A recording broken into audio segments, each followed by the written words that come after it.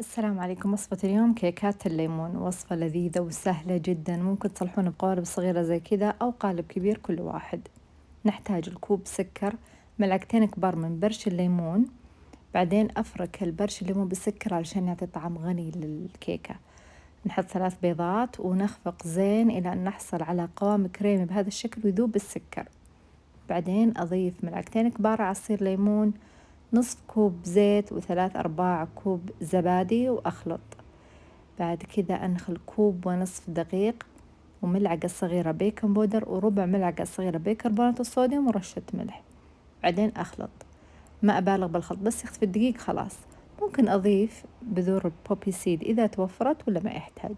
بعدين أبخ القوالب بالزبدة وأصب الخليط وأكون مشغلة الفرن على درجة حرارة 170. إذا كان كهرب من فوق وتحت مع مروحة، إذا كان غاز من تحت بعدين يحمر من فوق. واستمتعوا بألذ كيكة ليمون. ممكن تصلحون الخليط الثلجي أو الجليز اللي فوق، عبارة عن سكر بودرة مع عصير ليمون وحليب سايل. واستمتعوا فيها وبصحة وهنا.